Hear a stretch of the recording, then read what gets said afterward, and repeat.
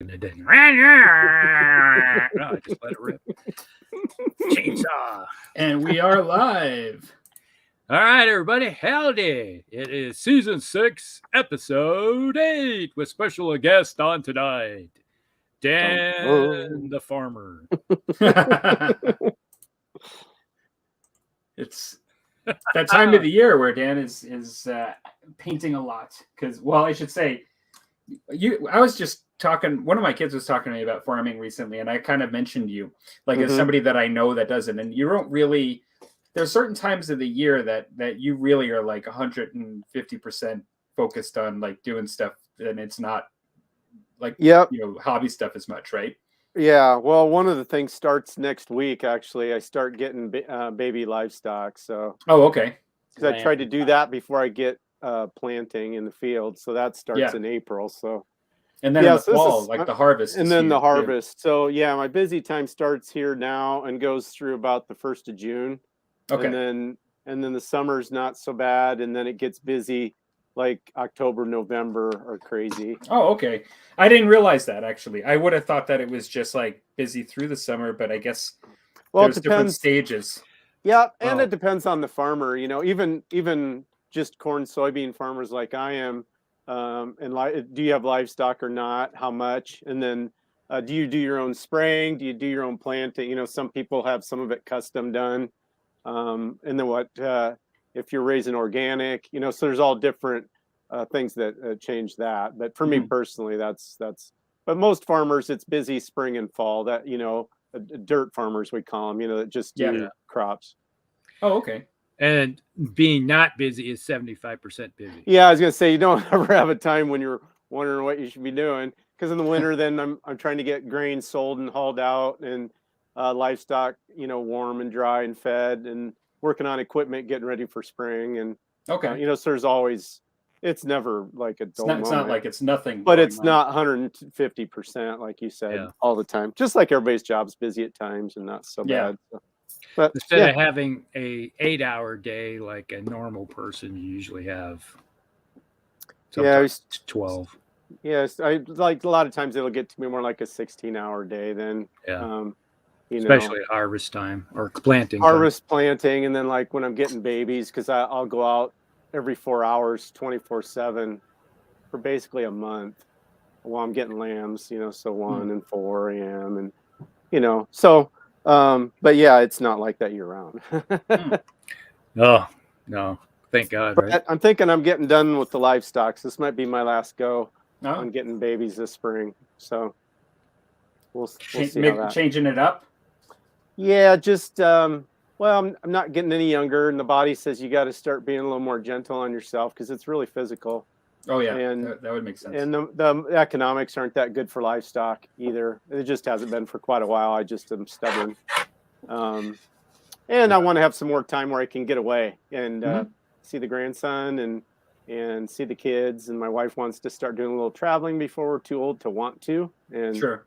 So it's time to transition. It's gonna be a little difficult, but it's it's the right decision now. So I'm gonna get babies one last time here, and then might call that about it. So okay, livestock babies. Livestock babies. I'm done having human babies as well. You got to clarify these. Sometimes. Yeah, I know, right? Yep. We got a number of folks in the house. Grumbling Grognard, hello. And we've got Brad, Lord Draconum in the house. We've got Very Silent Mouse. And we've got Chris at Walkabout Games. Hello, everybody. Thanks for stopping in. Howdy, everybody. We do have an interesting show tonight because we've got what we're doing a paint and chat, and we've got topics that we're going to be chatting about. And we have got Dan as special guest. Yes, we do. Yeah, thanks for inviting me on. I was planning to paint and watch the chat anyway. So when Rusty said, "Hey, nice. You want to be on?" We got Clark in the house. Sure, why not? Hey, Clark. Clark just joined us. So, how's the weather, everybody? I know what your weather's like, Dan, because yours is the same exactly. Yeah, yeah, I see it like a couple hours before you do usually, and it heads your way. Yeah. At the let's see, your weather Palmer is probably cold and still Yeah. around. You know what? Actually, right now it's messy because we're getting like I guess it's probably a Chinook. I'm not sure, but we're at Fall like spring. yeah, I don't know what we've been bouncing around all over the place, but we are still I think we're at -6 or -8 right now Celsius. And at times it went I think above 0, so we had a little melting. It's -4 right now. But it seemed like I don't know if it's the salt on the roads and it in combination with it just getting a little warmer, even though it's not freezing. But it's really sloshy, and disgusting right now on the roads. Yeah. That's how it gets. I won't tell you, but we've had a lot of motorcycles on the roads lately. Oh, We had 50 degrees today. oh my gosh, Yeah. man, that is. We were at that one. yesterday We were about cloudy 50 all day degrees. and 30. Well, the sun was out all day with us. We had no sun and it was chilly and breezy. Oh, 30s we're on the all other day side. for us. It was Chips. nice and clear almost all day. Huh. That's Des Moines for you. Yeah, we're in our own microclimate, so we just burn everything on. God's country right there. And I think we had almost 60. Yeah, we had 60 Tuesday Fahrenheit. So Oh, yeah, we didn't get that warm either. Dang it. yeah, we had it's like the motorcycle's been driving by all the time. Better shut down. Yeah, itching to finally get them going, huh? And I'm getting all these notices because I posted a picture tonight about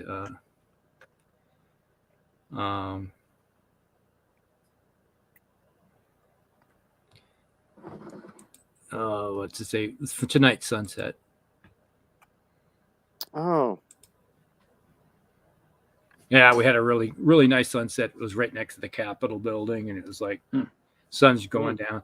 And I go to walk out because I could see it kind of from my window for the kitchen, and I ran out there to take pictures. And I go out in my yard, and there's a whole bunch of kids, about 10 kids out in my yard, going taking pictures of the sunset from. I got a great view from my house. So. Oh, that's awesome. Nice. So we got some comments come in here. We got Variant Silent Mouse said that it is 100 degrees Fahrenheit, hot and sweaty, not in a good way. I'm just going to step away for 1 second, right? I got to change my paints up here. 1 second. All right. And then we had Lower Draconum had said it had strong winds last night. Yeah, we had some winds last night too, blowing through. Yeah, yep. And he says it's basically about 30 degrees probably, or 30 degrees Fahrenheit, or -1 Celsius. Okay. And Chris says it's -3 here. It's summer. Yeah. Okay. It's all relative. Yeah, -3 is not summer. Well, unless you're from the Arctic or Antarctica, that would be summer. But agreed. Yeah. Oh, so what have you been working on, Dan? Any projects you've been working on? I know you finished something. I started them about a year ago now. I finished my Soviets for bolt action. And it's a ginormous army, so I can kind of go on the shelf and pick what I want to use in that list and go. And now I don't know if it'll show up, but I'm working on. Let me expand you here a second. All right. I don't know if I got too much light or not enough, but there. Looks like Stalingrad factory. Yes, that's what it is. It's a resin piece from Novus Design Studio here in the U.S. And so I wanted to work on that because there's a bolt action tournament in Omaha near me that I try to get to every year at the beginning of June, and I'll put this on my display board. So I just wanted to get this knocked out quick before I got busy here with work. And then I'm trying to decide for sure what my next project is going to be that I'll start after that. So still debating a little bit, but I'm kind of looking at doing some AWI again, like I'd worked on here a couple of years ago now. But I think it was 2020 was the when we 2019, I started 2019. Oh, and I'm doing a little customization on it too. I made this chimney that's going to go with it. Okay. That it's a cowl tube? Yeah, it's a towel tube, and then I got this brick paper. It's textured brick paper that actually you get a lot of terrain channels will show about it, and they get it from this guy in Greece. It takes a while to get here, but it's really affordable, and it has got a cool look. And I can paint it it comes colored, but I can paint it to kind of match the tones of paints that I've got. And so, yeah, so I'm going to build some scratch built factory buildings as well to go with my, because I'm going to do a complete Stalingrad table then that go with my Soviets. So, All right. So you got the Germans and you got the Soviets, along with my Soviets. yep. And then Mark, that lives over by me, that used to game with quite a bit, but his life's gotten kind of busy. He's working on some Stalingrad Germans. Okay. And actually, he's coming over on Sunday. It's the first game I will have played of any kind on the tabletop since June of last year. So he's going to sneak in one game before I get busy. So I'm looking forward to that. So that's what I got going. Cool. I caught the end of that. I just sorry guys, I just had to switch gears on something. I'll tell you about it during my update. Yeah, no worries. So yeah, that's me in a nutshell. So we have. Do you have any combat engineers with the plate Body armor? front? Yep. Yeah, I actually got that set from Warlord Games, and I just actually that was the very last thing I painted. Finished them a week ago. Yeah, last week sometime. Yep. Sounds like your motorcycle running. That's my paint mixer. Revving it. Okay. Yeah. You ever use one of those vortex mixers? I never have, and I've seen I people use actually a fingernail polish shakers too. Yeah, they do the same thing. It's pretty cool. Yeah, I only just recently in the last year got one. They're pretty cool. There's a couple of Vallejo paints that you got to shake like crazy, or they separate out. Mm-hmm. Yeah. Yeah. So anyway, that'd be nice to think about. You can almost see them sometimes when you buy them too, and they have the matte sort of white color that kind of comes out of solution. Yeah. The worst one I've got's this middle stone color, and it separates out from the green and the yellow. Oh, it's horrible. Is that the model color? Yes. Yeah, I have that too. A crazy man, and then it's good. So yeah.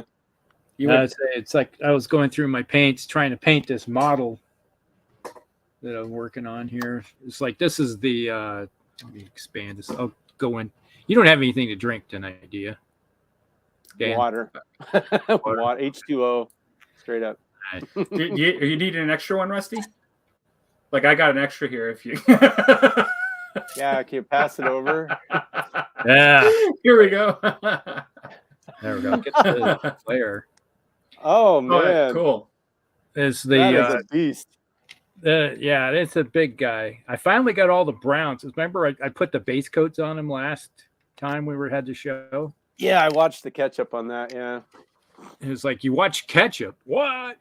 The ketchup. Yeah. Speaking of ketchup, I'll tell you in a second. But yeah, I got all the browns and everything, and I highlighted him, and it's like if you really could.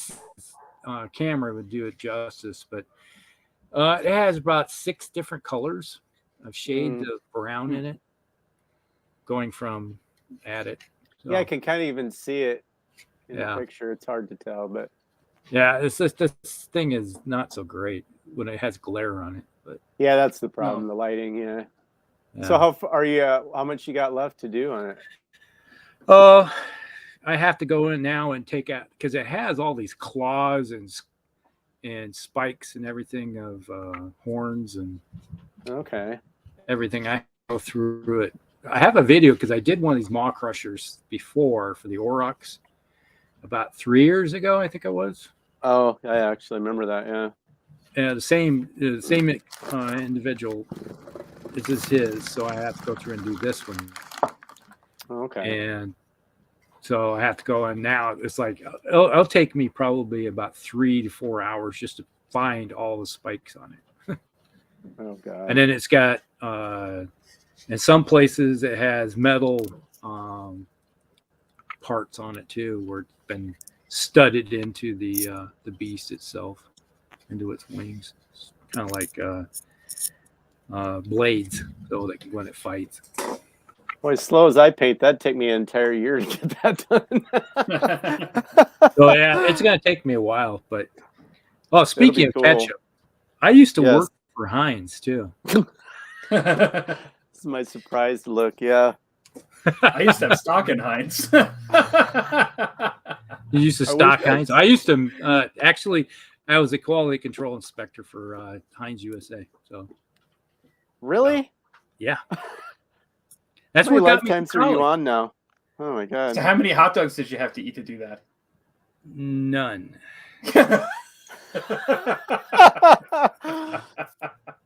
Well, shit One, then. 2, 3, 4. Tonight's Oh, drink of choice is Jameson. Proud of you there. That's a good choice. Is that is that one of the cask ones, or is that No, the this was. standard, I or- almost grabbed the cask one, but I decided to go with just a standard Jameson tonight. You cannot go wrong there. Yeah, standard Jameson. There you go.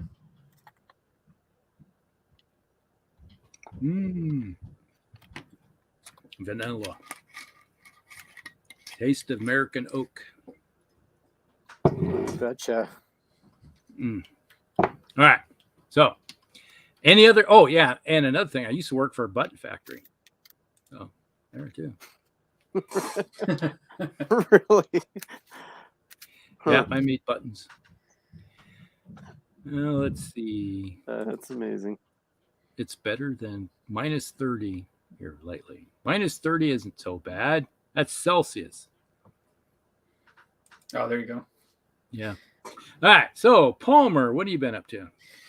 Well, since the last show, I did put some more paint on this guy, and I was prepared to work on him tonight. And I haven't really looked at him in the last number of days. And I came down and I looked at him, and I'll be honest, there's sometimes when you have to admit defeat. And I have done pretty well with my transition to using oils, but I've done poorly on this. I've not thinned. I've mixed paint in the last show. I've not thinned this enough, and I've created textures that are not supposed to be there. I'm very unhappy with it. And so sometimes, like I said, you just have to admit defeat.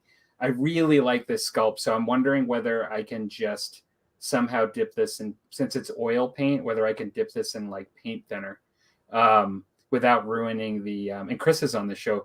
Maybe, I don't know whether he would ever know, like whether he would have ever put like this kind of resin in cured resin into actual paint thinner, and whether it would dissolve, harm the plastic or not. So I might have to research that, but yeah, I am not happy with it. I've got to start again, or just scrap it. And so what I did in the beginning of the show, as I was looking at this and we were talking, I was like, you know what? I have my Dragon Ogres ready to go, primed for Warhammer Fantasy, and I need to start putting base paint on them. I'm using acrylics. I'm not using oils for my Warhammer Fantasy army. It's an acrylic, paint army. Right. So I'm just going to do that tonight. And I put all my oil paints away as I stepped away earlier, and I'm just going to start something new tonight with you guys on the show. Other than that, I had a game of Warhammer Fantasy Battles scheduled since the last show, but it got canceled just due to illness, not mine, somebody else's, and just, under the weather. And so I've got one, I believe, next Tuesday. But Oh, cool. beyond that, I've not been playing gaming that much. I've been real busy, and, so I'm just trying to get a little bit in here and there of hobby stuff. It's been a bit of a busy time. But yeah, that's it for me. I have had, I've resisted something. Like, I don't know how many of you guys can identify with this, but I watched both the new All Is Quiet on the Western Front, and I also rewatched Fury again. And I've just had this like desire to do World War II because of like watching. There the you movie. go. Nice work. Well, and then what I did is I've actually resisted writing Chris about like the best people I could go to all encompass get like some World War II 15 mil stuff. Like who would be, because there's so much stuff out there, and I was kind of wondering if there was like somebody that I could go to that would be good to just pretty much get everything I would want for like winter European, like German and Americans, like some like basic stuff, and or most popular. Like I think those are very popular armies, you know, oftentimes. But then I also kind of I told myself, you know, what are you doing? Like, you know, like you've got so much French Indian War to paint, and you've already come a long ways with it, and you've got so much to paint, and you know, so I've been getting, you know, how you get the lure, you know, like you start thinking about it, you know, like all the stuff I could do, and it'd be cool to just print off a bunch of Shermans and this and that and whatever. But then I thought, you know what, I really just need to finish what I'm working on right now, remain excited about the cool stuff that I have to paint, and then pull out my French Indian War stuff, because it's been a long time since I pulled that stuff out, and I still have so much of that to paint. And so as much as that sounds exciting, Dan, I know that's up your alley. I kind of resisted. No, that's smart. I've done the same thing. I've been getting tempted by a few things, and then I'm like, you know what? I think I just go down in my hobby room and start going through some of my stuff that I have, and that gets me. It's like, I'm always looking for more stuff because it's fun, but then I get looking at what I have, and I'm like, oh, this is good. I'm excited again just to go back to my old projects. Yeah, and I have some stuff like in front of me that I pulled out to paint, like even some Warhammer stuff. Like I have these like Banshees. I think I showed on a previous show that I'm sitting here just waiting to be painted. Some Eldar Banshees, like the original ones. And I actually I painted some more recent ones of Banshees when I first started hobbying again in 2011. And I've not painted these originals before. And I thought it'd be so nice to try to, after so many years of painting now, and those being some of the first models I painted when I first did, to try to do them again, the original ones in a, you know, kind of like now with my painting style now. And so, yeah, you know, it's like you said, there's just so much cool stuff to do. I don't need any more miniatures. And if anything, I actually still have 28 mil World War II stuff that I haven't painted, that I have. Like I actually have a ton of different tanks and stuff like that I've not painted for World War II. And so I don't know. Yeah. That's good. Well, you know what it is you just get excited. Like that's one of the things that's good about the hobby is, but there's so many influences to get you like excited. And sometimes it's almost dangerous though, because you can, if you let those grab you too quickly and too often, then you just end up with such a huge pile. Yes. 100%. Well, to quote a knight from the Indiana Jones movie, you chose wisely. and yeah, not too exciting, but I am having a Coors Light tonight. That's my there you go. My drink tonight. Silver bullet. Yeah. Coors Light. I always had fun. It was like when I was stationed out in Colorado, we'd go up to the Coors brewery up there in Denver. Yeah, I've toured that up in Golden, Colorado. Oh yeah, just you weave your way up through the canyon right there to go to it. Yeah, that's a good tour. Also, I have a thing for going to breweries. Like when we went to out to Milwaukee one time, I had a friend that was living out there, and we were there St. Patrick's Day, and everything was green. They were giving you samples of everything green. That's fun. We went with our wives, and well, the ladies, it's like, I really don't feel like drinking a lot of beer. And it's like, they bring samples for everybody. And you're like, hey, we'll drink your samples. Yeah. And after about your third time through, you're like, hey, this is a great day. Yeah, we did something fun a couple weeks ago, Rusty. We were over your way. We toured, which I'd done 20 22 years ago, toured the bridges of Madison County again. Okay. And then we went to, this reminded me of it because we went to the Covered Bridges Winery and, did a flight to try their wines. And those are fun. It's, those micro wineries and specialty niche things. Yep. Yeah. My wife's cousin is, you ever heard of Tabor Winery? Tabor. I feel like I have. Yeah. They're from over by Macokota. Okay. That would be why. I was going to say it's more of a, local. That's her cousin owns that. So it's like right next to the family farm there. So that's cool. All right. So we got nerdy overanalyzed. The separation is annoying. Can't see the actual color of the bottle. That's where it's like when you go into the store and you're looking at the stuff and you're like, that's this the color I want. Yeah. Yeah. And he mentions too how Army Painter puts a metal ball already in their paints. Is that correct? Yeah. Little shot. Why the heck doesn't Vallejo do that? I don't know. Did you sell those? Well, I guess you could just use BBs, right? Or just throw a BB or two in there. Shouldn't have to do that, though, right? Yeah.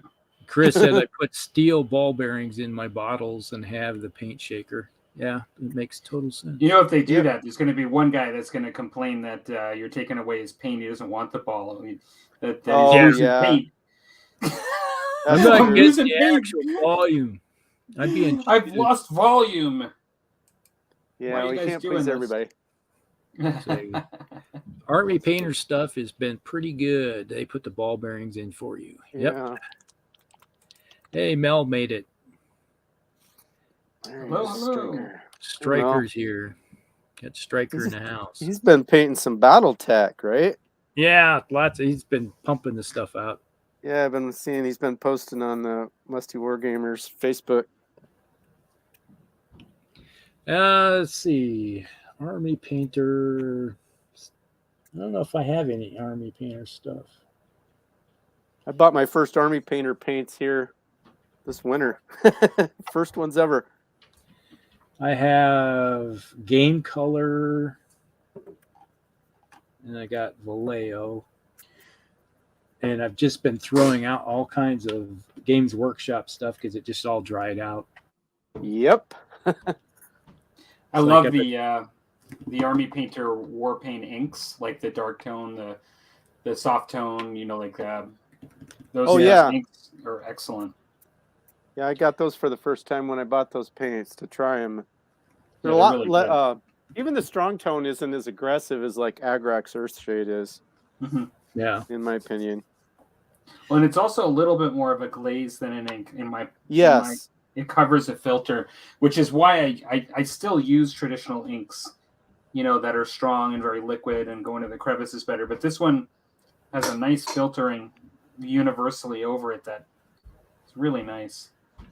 Yeah. Our one shop is like, or any other newer paints. We do have, was it AK Interactive? Mel can say. Game Castles up in Newton. They've been carrying this stuff. So I haven't tried any of the paint yet. Okay. Been thinking about one of the next times I go in to get some, because I'm getting really tired of my paints drying out, especially GW stuff. Well, they're so expensive. Yeah. And they dry out. It's like, how come I can have a 30-year-old pot of Rao Partha paint still good? I'm painting with Raw Partha paint right now. Literally using Raw Partha paint from 30 years ago right now. Yeah.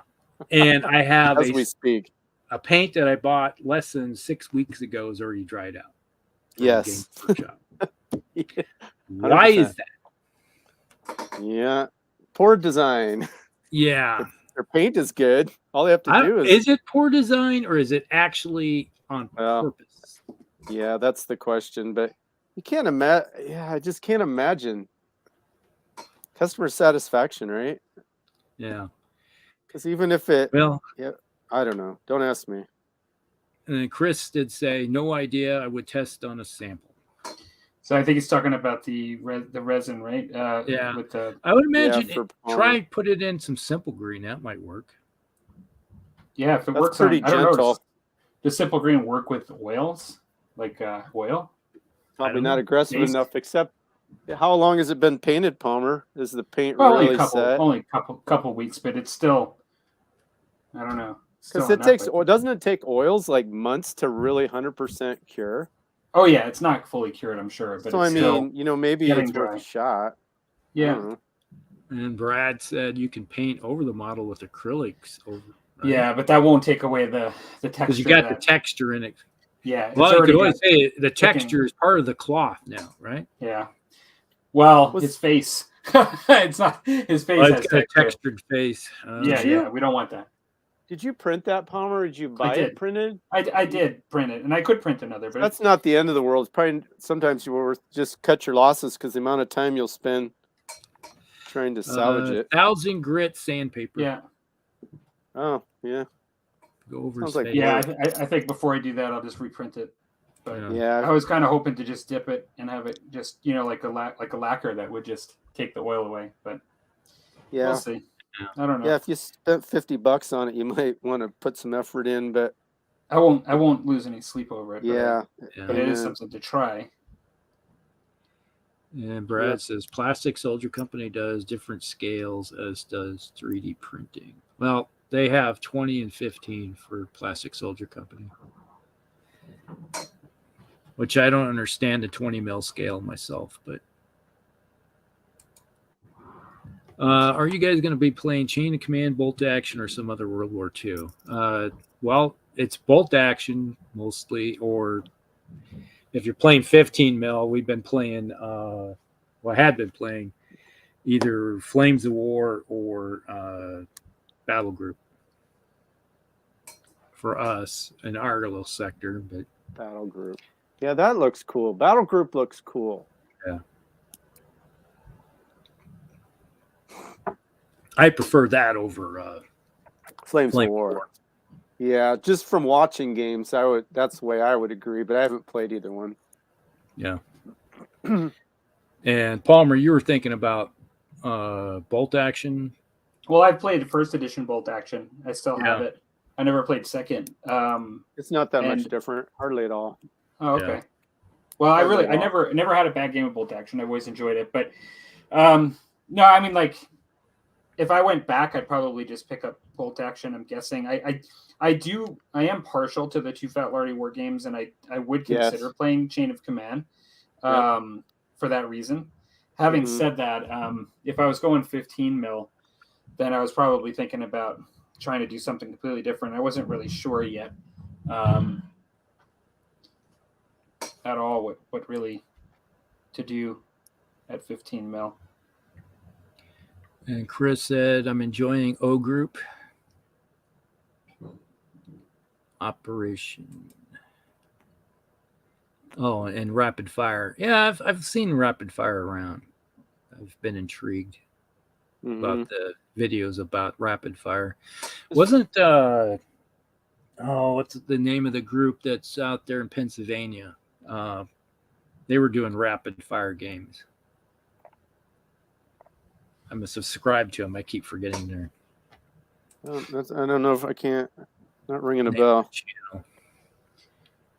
They got a big channel. Okay, nerdy overanalyze.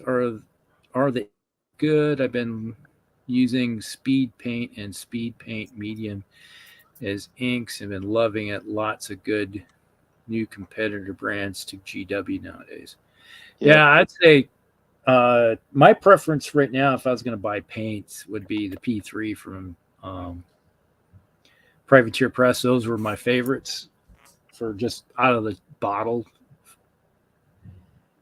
I'm using Coat d'Arms tonight, Yeah. and also Game Color.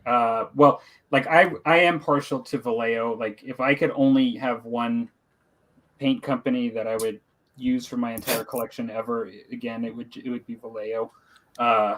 Model color. I'm using a Game color at the moment, but having said that, for the old school, like old hammer stuff that I paint, I still like my Coat d'Arms, which that's the old school. well, they have some colors that are kind of nice. They kind of Yeah. try to emulate some of the older stuff. But I don't know. These guys, these dragon ogres that I'm doing are fairly old school. Like these are late 80s. Yeah. That's but, old school, Palmer. Yeah. It's Fair not enough. borderline. Is that 80s is old hammer. well, yeah, it's like some of us were still in our 20s in the 80s. Yeah. And Yeah. I was in my teens. Say Mel said that the AK paints are comparable to the Army painter. All good stuff. Yeah, they have a large line of AK has a large line because they're based on modeling paints. Oh, sure. So they have a big range that can delve into your natural colors. You know, you're going to find in historic colors. Mhm. Did you see War Colors? You know, in Cyprus is sometime here within the next. I thought they even said in March. They were planning to start releasing their. I forget what they're calling it, but it's the line of paints that were the GW hex paints from the 90s. Because those Nostalgia 88s are the ones that were before that in the round pot, and now these are gonna. They're actually, we're getting samples from people. And, so these. Yes, exactly. Which are, can you hear that? Yes, I have some I still use right here. No, yes. Yeah, the bottle's still good. Yeah. Forever and a day ago. So it's not hard to do. It can be done. It's not even new technology. Yeah. I don't understand it.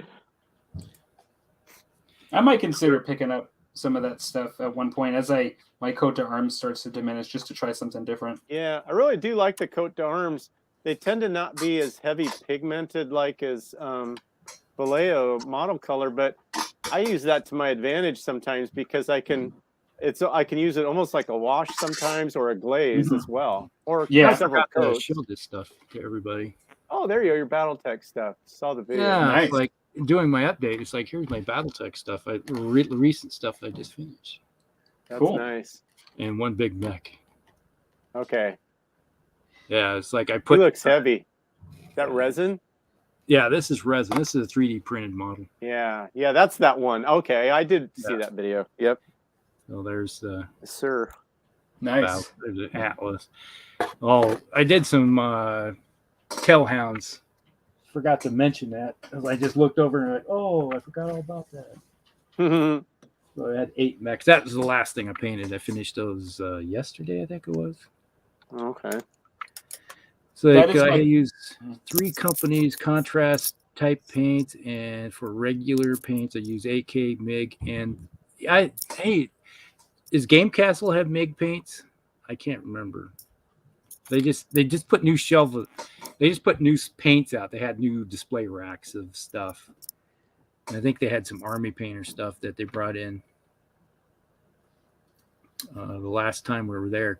I guess it's been a week ago since Sunday that I was there.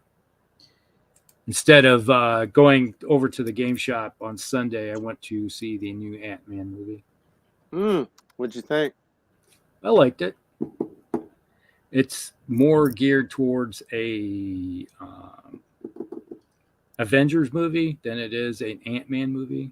Oh, okay. Well, the whole purpose of the movie is to explain that, yes, he's now an Avenger. Well, I could have saved some time then, huh? Yeah.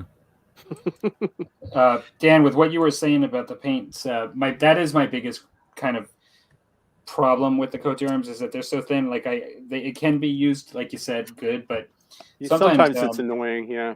Yeah, like the hard thing is starting out of the bottle with something that's really thin always means that you're always limited to be at least at that thin point, which the nice thing about something thicker is that more you can thin it. Yeah. You can, sky's the limit is where you want to go with it. But agree. Having said that, some of the colors are really nice, and I've still been able to do some good things with them. But I still also use my Vallejo paints alongside them at times when I feel like I need to. It's really hard to beat the Vallejo. I almost never had a paint that didn't have strong pigmentation, very smooth. Mhm.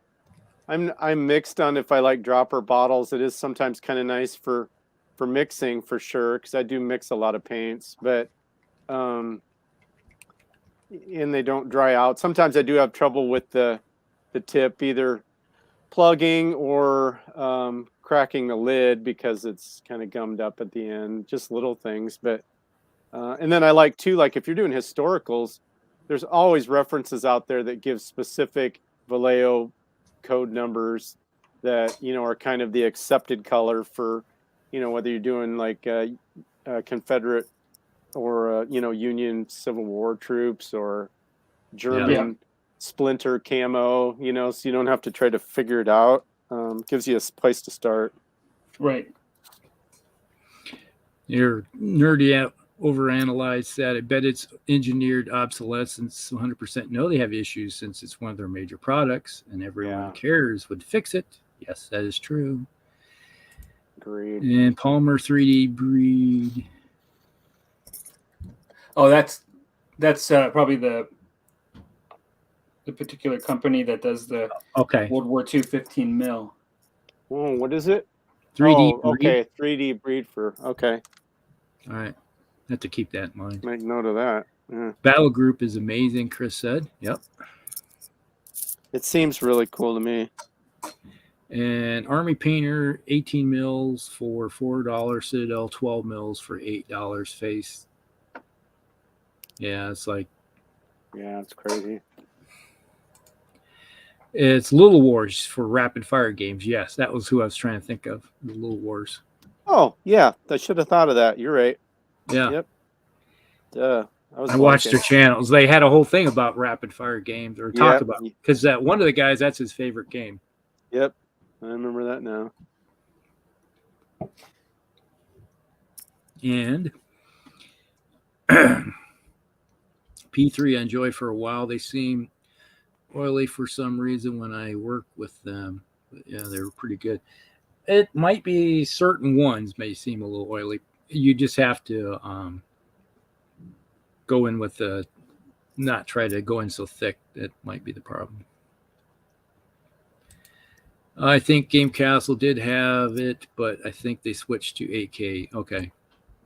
Yeah, I thought they had some MIG in there, but they just keep switching out to new stuff. They're a national brand store line, so whatever they carry. Yeah, they have some minor discretionary things what they can put on the shelf, but the manager. But that's just one of those things where I think overall they dictated what they can carry. Yeah. All right, so we have a couple topics. One is, anybody here been still solo wargaming, or are you back into just playing with your friends again? So for a while there, I was doing board games solo, but I need to get back into that for a while. I haven't been much of a solo board gamer for a while now. It's been, I guess, about almost a year now since the last time I did one. I actually don't. Yeah, I don't do much gaming in general, I guess, but I didn't really do any solo wargaming tabletop wise. I just I was just using the time to try to get a bunch of stuff painted, so that when I had time to game, I've got armies ready, which I do. I've got a lot ready to play now. So yeah, that was kind of my angle. Well, I like the theory. In theory, I really like the idea of solo wargaming, but I have probably been spending most of my I haven't been gaming much, but when I have been, it's just been getting the occasional game of either lately. Xenos rampant, and then also like Warhammer Fantasy, and it's been with friends, and Yep. but beyond that, I haven't been doing a whole lot of gaming or painting. Maybe that'll change. I'm actually starting these. When the Yeah. opportunity arises. Just kind of depends where you're at with your life in general too. Yeah. And you still have the opportunity to game in person. Now, I mean, now again, obviously, since COVID's over or whatever. Yeah. No, absolutely. So I'm at a point where, gosh, maybe this is just steering the topic away. I don't want to do that, but like, I've kind of realized that I can about do at maximum one game a week, and sometimes the way I'll do it is actually 2 games every other week, like a game like with one friend and a game with another, like and that's it. Because I'm just finding that with life, I've just been real busy at this point, and I've just not been able to, with work and everything, think about any more gaming than that. Like that's actually a lot right there for me. Yeah. And I don't know. You find yourself wanting just to play games that you're comfortable with and not exploring, or is it just due to time constraints? I'm okay to try something new in that restriction of still one game. The only thing is that the time it takes to read through the rules outside of that gaming can be a detriment. And now Xenos Rampant isn't and too incredibly hard to pick up, and so that one was kind of fine. But if you asked me to pick up something that required, like, I don't know, like 7 hours of reading or something like that, that's a huge that's gonna push that game out for sure. Either that or somebody's gonna explain it to me for the first couple of times, but which I hate to do that, like that's kind of not fair necessarily, but yeah.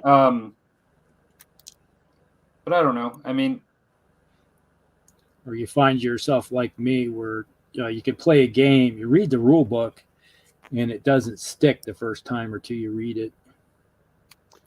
Yeah, you kind of got to get it on the table and get things moving around to make it start to make sense to me. Yeah, that's kind of like how I am. Yeah, I would agree. It's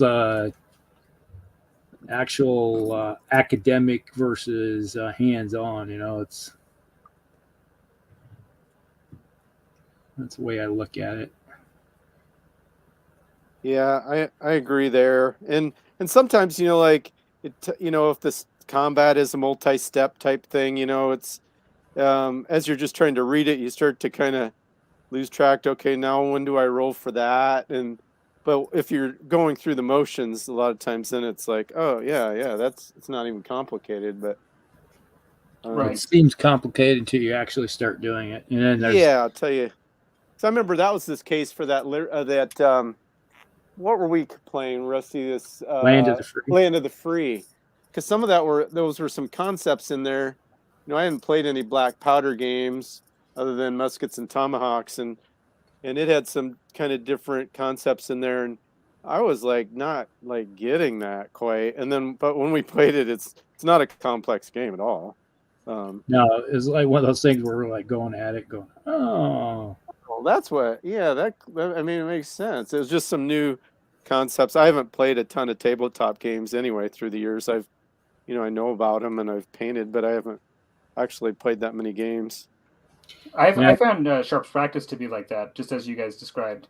Like it took me a number of times to start feeling comfortable with it, but it's not necessarily the hardest game, but it's actually different. It's just different, Like it's very different.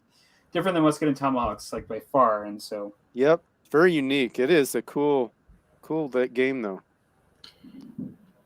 Yeah, it's like the Land of the Free. It was like the hard thing for us was figuring out. It's like, oh yeah, we don't have to remove anybody. You're just degrading their capability. Yeah, degrading their capabilities, and it's funny. I know I was talking to Rusty before the show just a little bit, and I know last time I was on, I was talking about how we were trying to pick like the genre and then like kind of the game and stuff that we would most, if we could only play that game or whatever. And it's funny because I don't know, Rusty, it's been It's been a couple years, for sure. A couple years ago this summer, maybe 3 years this summer since we played Land of the Free. It was 21, I think, was the one we played. Was it 21? Okay, Yeah. so 2 years. Yep. And I haven't really been drawn to it since we'd played, and I'd kind of painted up that Continental Army that I'd done, that I'd really focused on. And then, but now here in the last few weeks, for whatever reason, I pulled out the Land of the Free book again, and I've been watching videos about the, American War of Independence, and I actually, Palmer, I pulled out those British. Remember you sent me that box of British American War of Independence? I pulled them out, and so I'm going to start on my British, I think, now. Nice. Yeah. I actually forgot I sent you those. Yeah. Yep. It's funny, like I've got stuff, you sent me some stuff, and I've got stuff that people have sent from a while ago, and it's funny how the years go by. Yes. Yeah, the last couple of years have gone by really fast. Yeah, you're not wrong. Yeah. I just picked up a book that came in the mail with, what did I do with it? What did I do with it? It was just sitting on the table. Oh, I moved it over there. I got a new book on the American Revolution. Oh, like a history book or? Yeah, what? it's Washington's Immortals is the name of it. I'm not sure if I've heard of it. Okay. Yeah, my friend Scott, who comes on here once in a while, he recommended it to me. Oh, Is it like a crossover between Highlander and American Revolution? Something like that, yeah. Washington's Immortals. There can be only one, damn it. Only one. Yikes. I was using that head. He came at me with wooden teeth. Oh my. He gummed me to death. Well, it's funny because, and some of what sparked it is I've been watching some YouTube videos lately that are, well, some of them are like Seventh Son. I suppose you guys know that channel, right? Yeah. I don't know anything anymore. Okay. I actually, Okay. I honestly, my YouTube list of people that I watch are from so long ago that when I do go on it, the list is thinned down every year. Okay. I have like so few videos that go into my feed. Okay. Well, regardless, the point actually I was making was there's some people putting on, doing some battle reports that are either Napoleonics or a War of the Roses type of time frame, but they're using Hail Caesar and Pike and Shot and some of those game systems. But it's kind of drawn me back into that large scale, and we talked Rusty and I too, or about the 15 mil American Civil War, and I was actually kind of thinking that's what I was going to start, but I'm still kind of making my plan on how I want to approach that and how I'm going to paint it. And I got thinking, well, I've already got a pretty big army of American War of Independence.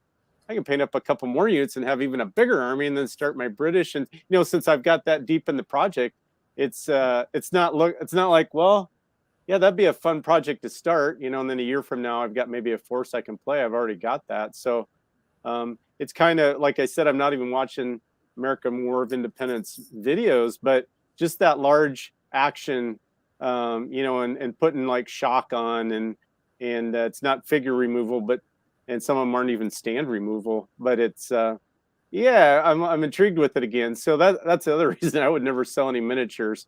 Because kind of if I liked it the first time, chances are I'm still gonna like it, and I'm not so bothered if I can't get a game in, which of course with Rusty around, and as I hopefully get a little less busy here next year, we can get together maybe a little bit more often too.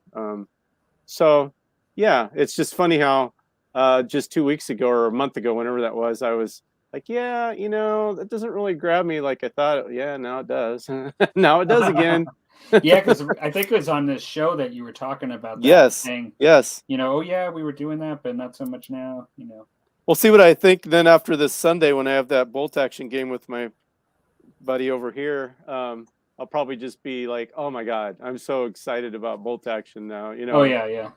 But I'm still trying to keep it to those same, handful of systems and genres. I don't mind using the same miniatures for multiple games, but basically try not to have. I don't need to have every historic period and every fantasy and science fiction period, represented. What do you mean you can't have everything? It's just not realistic. I know what I can do, and I've seen that I can accomplish things if I get it, but I got to stick with it. I can't be jumping around. Yeah, and that's what I enjoy. So that's what it's about, anyways. You know what and not that I'm trying to dissuade you, because I think that you're happy with that way, and I think it's a very good way to prioritize. But the one thing you can do at a certain point, if you ever wanted to do variety without committing and taking away your whole system, is you can do things like a buster, like little figures that are just like models to just only try something different, but it doesn't require like painting an army. You know what I mean? Like, like if you had something, let's say you like sports and baseball, like you could paint like one of your favorite baseball players that's like a model of them, and it's really not the same thing as getting into an army like you're getting into, like, and then it's sometimes that's fun, you know what I mean, like to do without having to ruin your whole system. Yeah, that's true. But beyond that, still get to explore other topics without making this full commitment. Right. Yeah. It's not even at all like a commitment to another game at or all. army or like a bunch of dollars or this huge project. Exactly. Yeah. Exactly. And then if for somebody that's into 3D printing, it's even easier because you just like put you can start that night. Yeah. Here we go. I think one of the things I think part of what draws me into this whole hobby, though, it's so many different facets of it that I enjoy: the creativity part, the history part, studying of the rules. But one of the things I think I really do like about it is the project part. I like picking the project, deciding which miniature line or lines I'm going to go with, what rule system basing, and then I love which some people think it's a slog or it's boring. I do love to watch that army grow, and that's that gives me a lot of satisfaction. I don't know if I would get that. I just feel like if I was, and I don't know, but yeah, if I painted just a display piece or a bust, if I would feel like I'm screwing around. I need to get to work. Well, you know what? That kind of, I don't know what that is. That kind of something about how I'm wired, I guess. But absolutely. I mean, if it's like I only want to do this because I want to make the miniature armies and stuff, then absolutely. But if you ever find like your desire to just paint something just from an artistic perspective, just for that alone, then you might enjoy it. But like for some people, it's gonna be a waste of time because you're gonna see it as unpainted miniatures, And then if that's the case, then you know that you're doing the right thing by not doing it. Probably if I had whole days where I could paint and stuff, I would start probably branching into some of that, even to take a break from the army. But now with the more limited time that I've got, I like to kind of stay on task. But I am constantly tempted by, oh, that looks cool. That guy painted, the bust. Like you guys have both done those larger, and that looks, and Victor, there's a lot of people have done those larger busts and do amazing. And I'm intimidated by it, but it'd be fun to try. Yeah, there you go. Yep. Example A right there. Yeah. I still have to finish this one. Yeah. You're using water-based paints though, right? Acrylic? Yeah. Yeah. Acrylics. It's like I have oil-based paints I could use, but it's just I'd rather just use acrylics.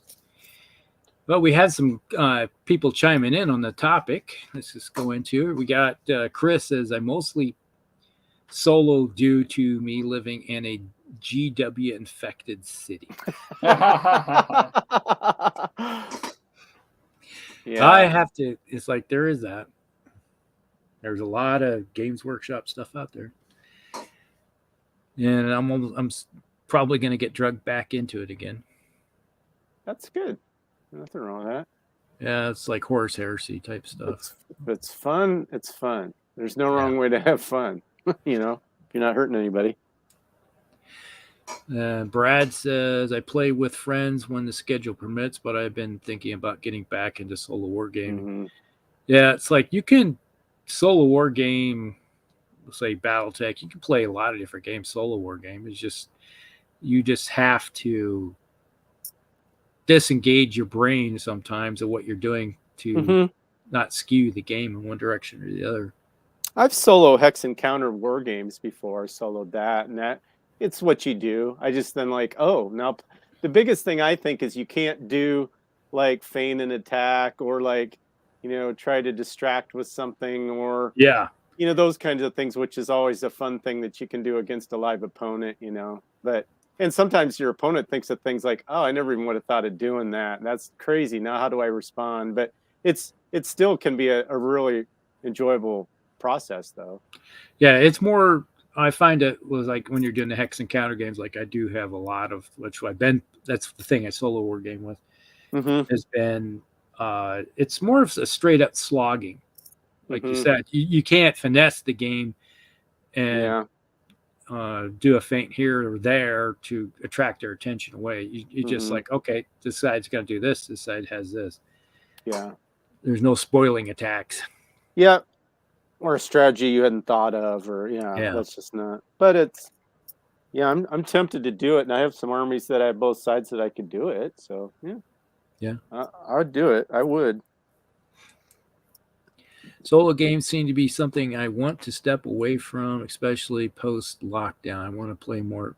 Yeah, it's like it's, you want to play with more people. That's the social contract that was taken away from us that we have back. So you're going to be moving back into it. But sometimes I have to say if you have, let's say, an army or two for a certain game, you may want to play it out yourself just to see how it might work. That type of deal. Yeah.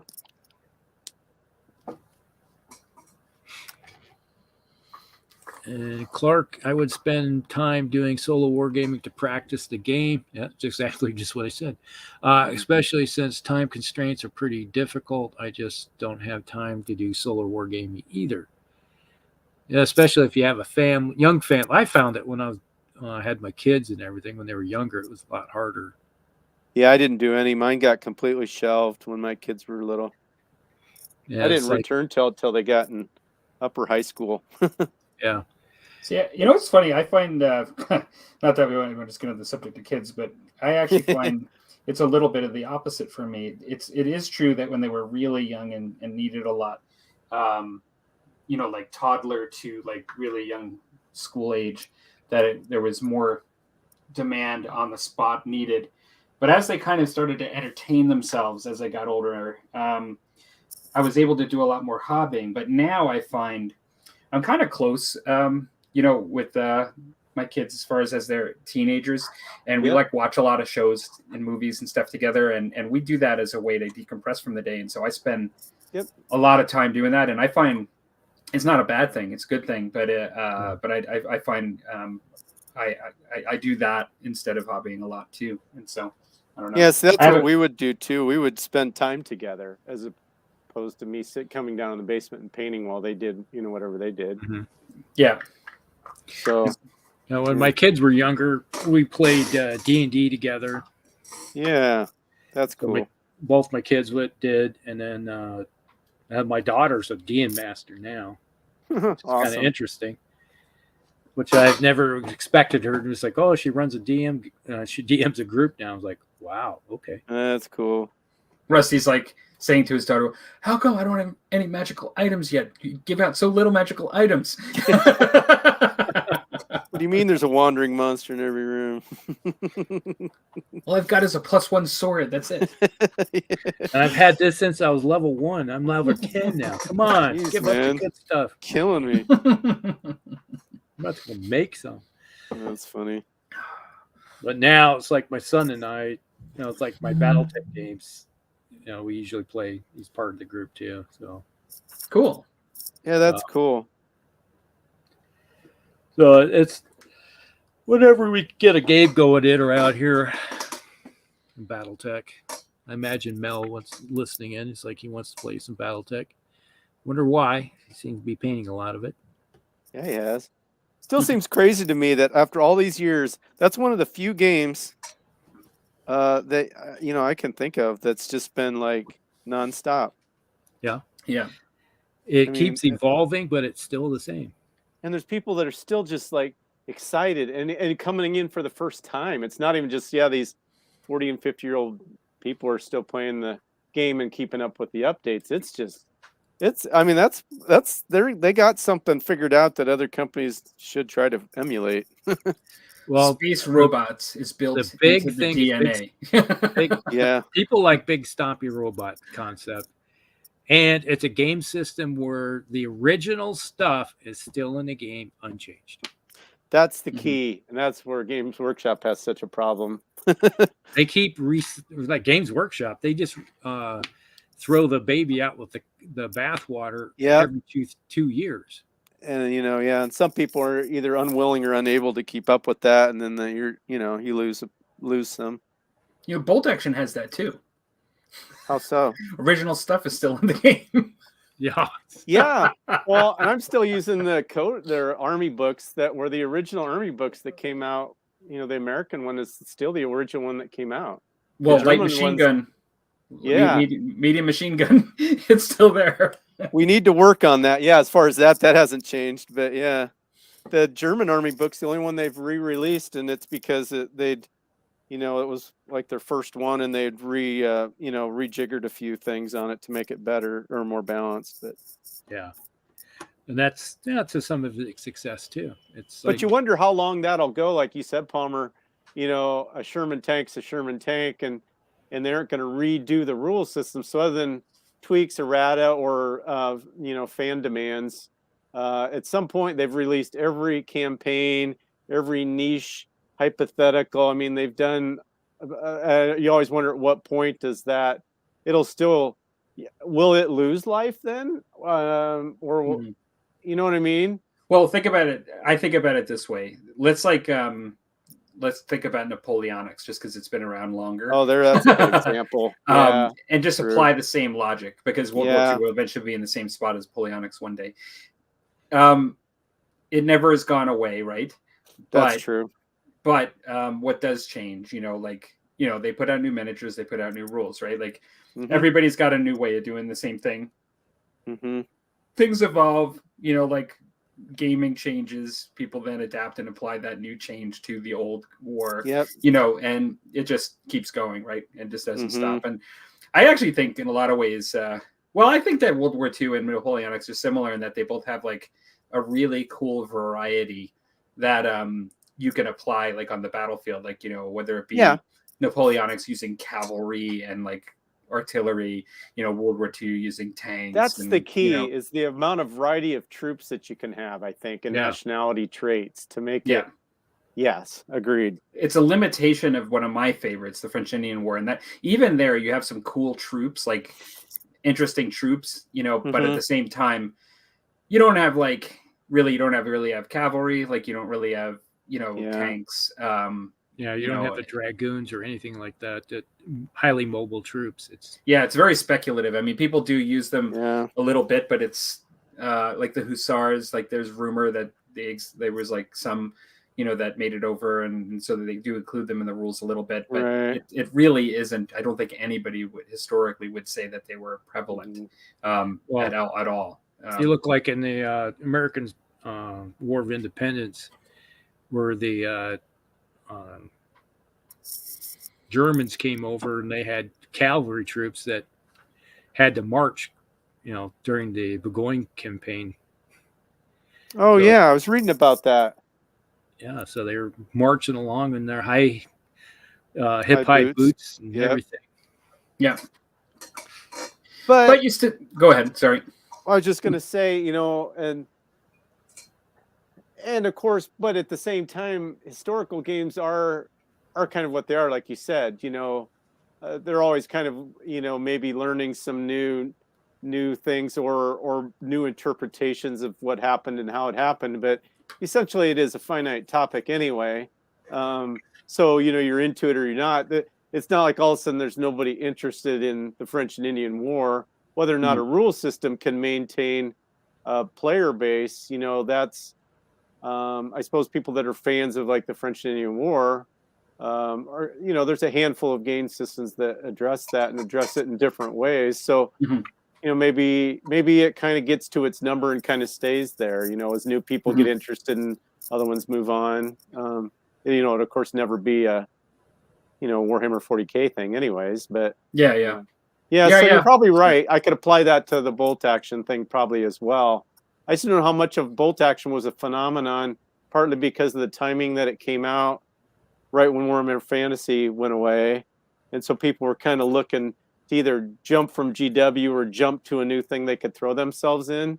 And they always say a lot of people start in fantasy or science fiction, and then sometimes as they get older, they are more intrigued with historical. So maybe it was a kind of a perfect storm for them, besides the fact that it's a good game system. But whether or not over time it'll kind of let the graph will level back down to its baseline, or because there's huge enthusiasm for it even yet. Did bolt action start about 2006 or 7? I think it was 2012, I believe. First edition. I got the book right here. I could look. Yeah, you're probably close to that, because I started getting back in 2011, 2012 into wargaming again, and I got into bolt action after 40K. Because I played a handful of games of first edition before I just bought into it used off of eBay, and then second edition came out like a year and a half later. But there's so little changes, Palmer. Basically, the biggest thing is the templates instead of just so many dice are rolled like on a mortar hit. But that's not a big deal. And then just some small things. It's it's just an update, really. Yeah. No, it was always a lot of fun. You still have all your stuff, right? I mean, you can play today. Yeah. Yep. I never got rid of anything when it came to that. Yeah, that's smart. But, that's what you were doing when I first found your channel, was bolt action, and then you were doing your French and Indian War, and that's what got me kind of drawn in. I did bolt action first, actually. Yep. And I'd say for me it was I started watching your channel. It was bolt action and Eldar. Yeah, I missed the Eldar. We were both doing the Bielton Eldar. Well, these ones will be Bielton. I'm going to paint. Well, actually, I shouldn't say that. I am going to be painting some Bielton again, but these are going to be just Exarch paint schemes, which are very similar to Bielton, the Banshees. Like something I thought about when you were talking and we were talking about this is one of the big appeals to both Napoleonics, but then also to World War II, and I think even more so, is the scope of the conflict and how important it was to the world. And so, like, when you talk about the French Indian War, there are probably a lot of places in the world that care a little less about it because it was a localized conflict to North America. And even though the 7 Years' War, which is probably more popular in some places because it was a much bigger scale and was in Europe happening at the same time, like there were some cool movies on the French Indian War, and there's some people that might like it for that reason, like the forts and the wilderness. And like, there's some really cool aspects to the genre and the backdrop to the war. But World War II was a big deal to so many places. I mean, hence it's World War II. And so like throughout Europe and throughout like Asia, throughout North America, like there's just so many places that would actually consider it like an important time part of their history. Yeah. Yeah. And part of their history. Exactly. Their history. Yeah. And, like the Pacific Front and the African and like, European. Yeah. And so because of that, like, I would think that more people would identify with the movies, and then like with, if they're into wargaming, like consider that something they would want to game. And so the scope of the conflict and the importance of it to a wider audience probably makes it a bigger genre of wargaming. I would agree. And it's so, I think it is one of those perfect time periods to game because it can be handled well on the tabletop. There's, like you said, there's so many nationalities, so many different climates, areas of the world that they fought in, so many different types of equipment, some that were unique to different nationalities that, when you look in game terms, that it really caters so well to it. So much variety. I thought about continuing painting some of my old stuff, and what scared me was the fact that even though I have all my paint still, I don't remember how I painted it. I'd have to go back and rewatch my videos. I don't feel confident to even paint what I painted 10 years ago the same way, to put them together. If that, and people are going to say, you should have had a diary. Well, yeah, I should have back then. I do use like for my Beastmen and a lot of my armies that I do now, I actually have it all documented how I do, but I didn't back then. I do. I've always documented, so I can even go back to 2000, how I was painting my Lord of the Rings minis, because I knew I was going to not be able to stick to it, and so it was just lucky. And so I've done it. I do have my videos though. That's awesome. And I did talk way too much. Like, these were like my solo projects where I'm painting. So I'm like, oh, I'm using this 1-to-1 with this. And like I'm doing all that talking. Yeah. So I could go back and look at those. Mm-hmm. Now, an interesting thing is that some of the old paints that you were using are no longer available, or they changed things. It's possible, yeah. But I have most of them still. Oh, there you go. Yeah, you go back to say my Games Workshop miniatures that I was using. A lot of them were Rao Partha paints, or they were early Games Workshop paints, or what the hell, S paints, poly S paints. Oh yeah, I remember those. I had those. Well, even the Games Workshop stuff I did for the Bilton is no longer the same. But all of my World War II stuff was pretty much model color. I think it's all still available, all the paints and I still have it too. That's the nice thing about Vallejo. Yes, amen. You're right. Well, I looked it up. It was 2012 was when the when Bolt Action came out. Yeah, that's what I was thinking. I might have been thinking of War Machine. It's coming out in early 2000s. Because my oldest daughter graduated from high school in 2013. And so I think I started painting like in 2015, because my youngest daughter was like a junior by then. And so I started having time when she'd be out with her friends on the weekend or whatever. I'm like, and my wife was doing her thing. I'm like, oh, I should go back down. And yeah, I had to blow some serious dust off of stuff. But yep, it's a good game though. So your daughter graduated in 2013? Yeah, my oldest one, the one that has the child now. Yeah, okay. So my son, he graduated in 2012. So okay, yeah, we're not so far different on our time schedules. Yeah, life schedule or whatever it is, which is interesting. Yeah, but I did not work in a button factory, so you got one. You got one on me there. All right, then Chris said Sharps practice hurt my brain. I really like it. I played a lot of that solo wargaming and really enjoyed it. I even put videos up on that. And on Sharps practice. Yeah, I remember that. Yep. Yeah, and I did like that. Yeah, I do enjoy it. I do enjoy Musket and Tomahawks too. If somebody had to say to me, what is the best war game you ever played? Like in the best times, that you ever had playing, in your life, other than the fact that I'm really enjoying Warhammer Fantasy now, like I do really enjoy it. And I wouldn't say it only because of like the fact that I'm not playing it as much as I was wargaming this other one. But for me, the original Musket and Tomahawks game was like the peak of my wargaming experience. And it's a skirmish game, but it's like, I just had such a good time with it. And to me, it's that original rule set. I can't compare the second because I own it, but I've not played it. I'm ashamed to say that. But that original rule set that's kind of falling apart that I have is probably like my favorite wargaming book. I remember watching your videos back then, and your enthusiasm and passion for the time period in the game, it drew me in. I mean, that's what I loved about your videos when I first found your channel. So what do you think about that now, bringing that up?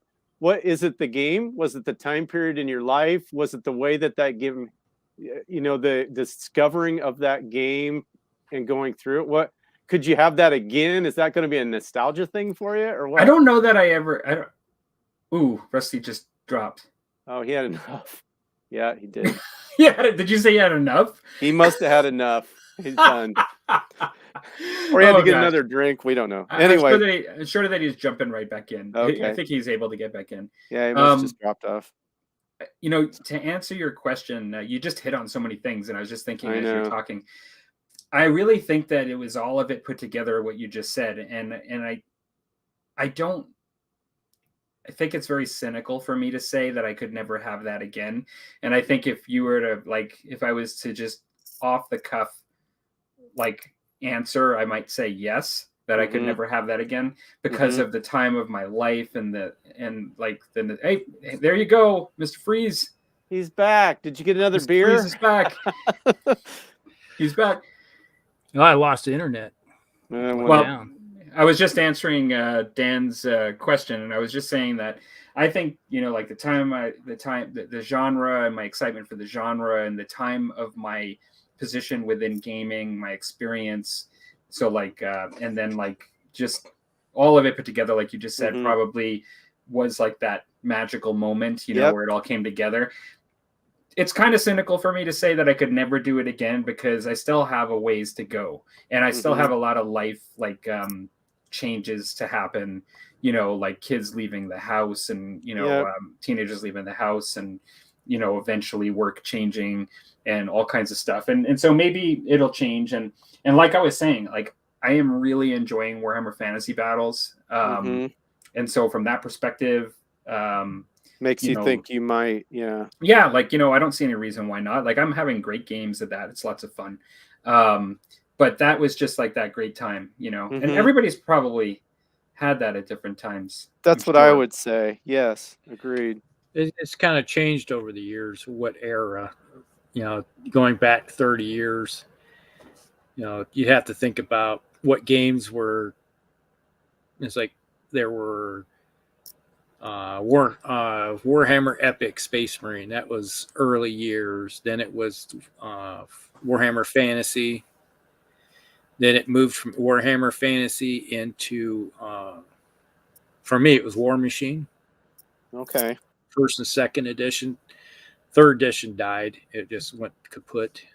And then it started into, I'd say about fifth and sixth edition, 40K.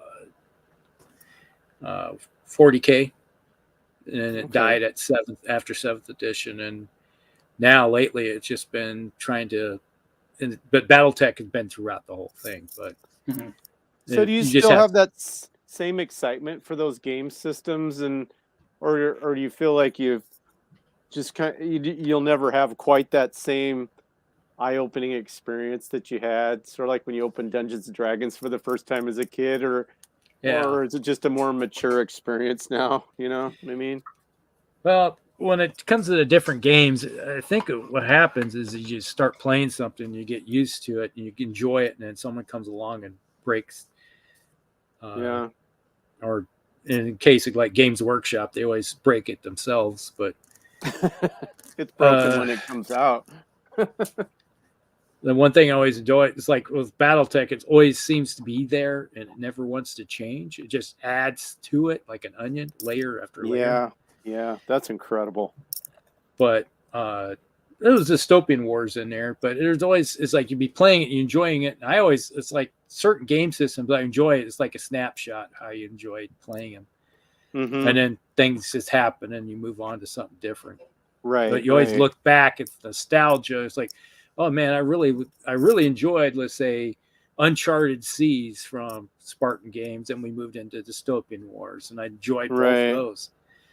And I would go back to play them again if I could, but no. So you have a pretty long history of gaming, Rusty, and I think that's a big thing too. You've had it seems like you've had a fairly interrupted gaming, other than maybe when you're in the military. I'm not sure, but you have had a fairly long life of gaming. You didn't really stop altogether, mostly, right?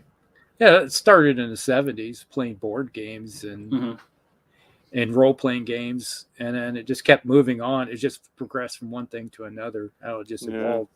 But even when I was in the military, it was stationed someplace. I seem to find somebody that wants to do something.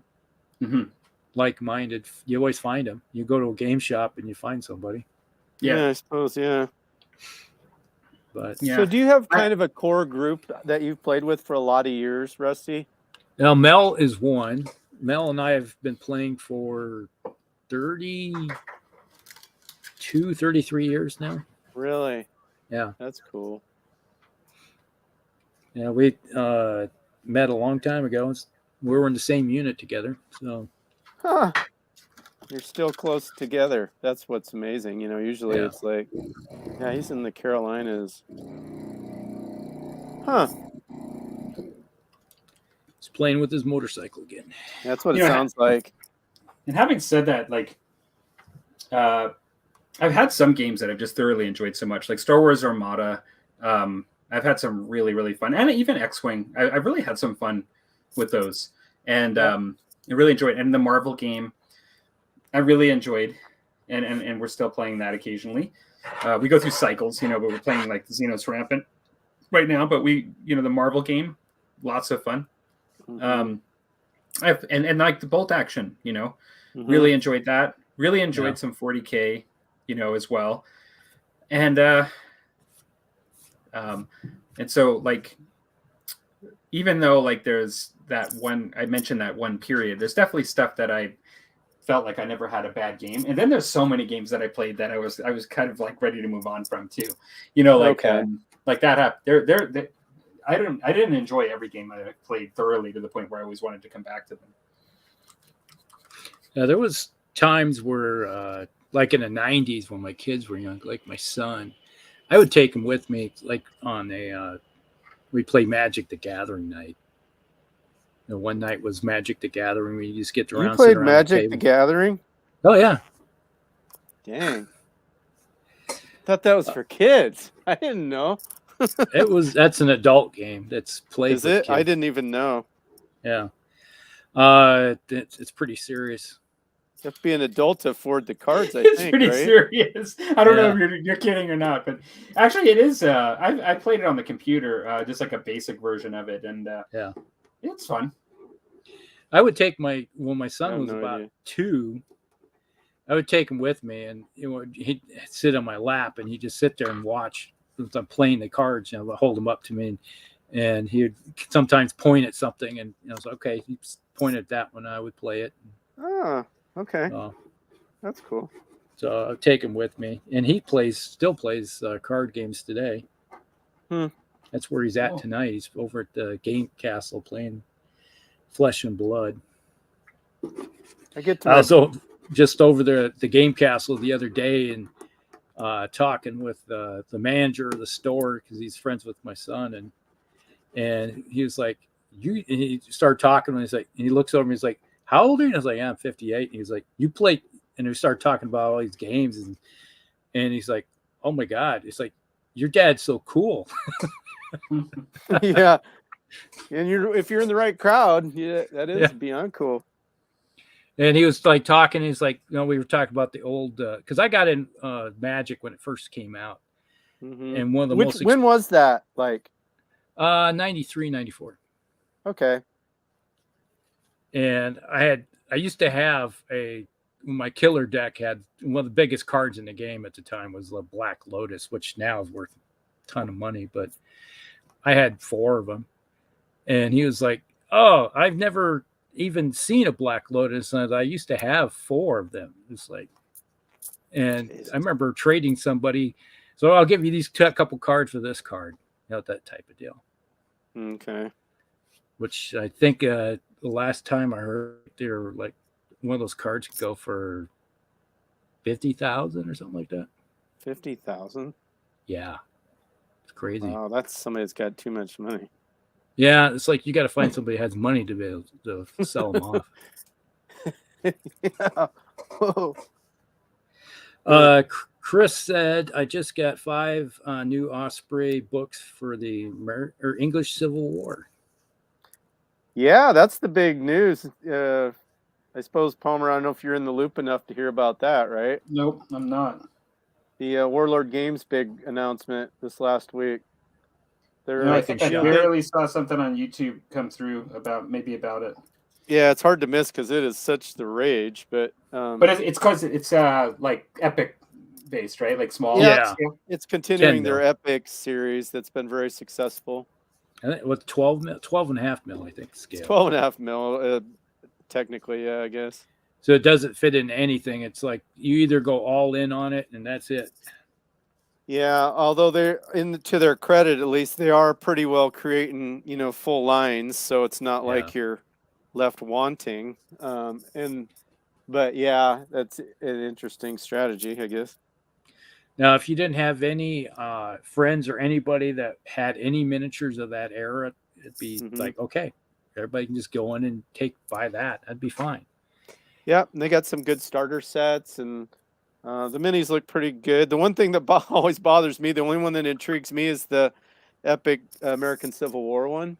Yeah. But the which is, I mean, I know why they do it. The Confederates and the Union troops are the same sprue. But then, so that means they've got a mix of kepis and flop hats or whatever you call them. Yeah. And which the Union didn't really do that, except for like whole units and cases. So they weren't mismatched like that. That not at least traditionally. I'm not saying they never were. So like that kind of bothers me. The Iron Brigade was the one that went all that. Yep. Yeah. So I mean, but that's a nitpick. It's affordable and it's well supported, but yeah, now they're doing the English Civil War is their new announcement. In case you didn't hear that, Plumber, but I'd be in on it if I have interest in the English Civil War since I've been in like elementary school. Because we had a teacher in elementary school that read stories from the English Civil War books. That no way. Which I found very intriguing as a young kid. Well, yeah, I could see why. And Chris says I have 5 projects on the go right now. Yeah, I can relate in some ways. Sounds normal. The overprinted. Brad says I played solo BattleTech games, which I have done myself many times. Just you get a new unit or mech and you're trying to figure out how to make it work and what's its best ways. And I would solo game sure. to best ways to make it work. Mel, that I have toyed with the idea of solo a few BattleTech games, mainly because I can leave the game up as long as the cats leave the table alone. Yeah, it's like that the pets will get in the way of everything. And they always, cats love to jump up on boards and go, hey, cool, I can flop this down on the ground and see what it does. I'll see what it does. I know. Yeah, my brother has cats in the house. And actually, that's where I was last night. During January and February, we try to get together one night a week and play board games. And we've been playing mostly this entire January, February period. We've been playing Eldritch Horror with multiple expansions. That's a fun game. Yeah. Sounds like it. Yeah. Clark said, my wife is kind enough to watch the kids at least once or twice a month for me to play to game. I'll just bring him to a friend's house, or the folks will come to my place and play games if available. That was the big thing at times, is that either you have to take your kids with you if you're going to go someplace, or which is interesting that happened one time. My son, he was sitting on a stool one time and slipped off the stool when he was like 2. And he came down and the stool hit him right under the chin and he had his tongue out and he pierced his tongue. So he didn't cry at all. That's good. And he was like, crunch. It's like blood everywhere. Yeah, that bleeds like crazy. And I took him to the doctor and they looked at it and was like, well, we can put a stitch or 2 in. That's about it. Yeah. Stitch his tongue back. Stitch his mouth closed too, maybe, right? Yeah, Mel said they're not robots. They are piloted by peoples. That is true. Okay. Yeah, I'm not well versed in. Everybody thinks they're big stompy robots, but they're all the rules. They have all the rules for the pilots that damage them and stuff. And I wasn't really thinking about that when we were talking, but I guess that's true. Even the little ones, they're all piloted by people. Yes. Oh, huh. I did Yeah, not know that. Yeah, you look at the I just thought maybe some of the big ones were or something. I didn't know. I think the genre, it's built around the fact that like they're against artificial intelligence, right? yeah. Well, here you got a guys piloting the mech, Okay. and these little guys right here, the battle Mhm. infantry, that's a Mhm. single guy in a battle suit, like in Terminators. Oh, dude. So these are like Terminators from 40K, but they can jump. Okay. So are they still coming out with like completely new units, right? Yes. But how many? Every I once mean, in a what while can they they come do out. different? What? How many like combinations of weapons and abilities? But don't you run out of stuff or not? Well, they bring out new mechs that are designed slightly different Hmm. for different factions. I mean, they must obviously. It's Yeah. working, huh? And then Crazy. every once in a while they advance the technology a little bit and add a new weapon or two Okay. system. Okay. And then so they just you still have the original weapon systems can be used with the new systems. So which Okay. makes it interesting. That's cool. And it's like, how is your BattleTech campaign? Well, it seems to be progressing slowly as we get a game in. We get to advance it a little bit. Depends on which. We got 2 campaigns going. The current campaign is in the 4th Succession War. At the tail end of it, it's winding down the Succession War. Between Capellans and the Davian Steiner forces. And then we're moving back into the raiding between off the borders. That's that era. So it's around 30, 39 era. That the other campaign we have that is around just as the WOB. We just started into the Word of Blake era. We Okay. faced off against our first Word of Blake mech forces and got our asses handed to us. So, and that's with our best pilots. Oh, so you got some figuring to do, huh? Yeah. Huh. Well, that's cool.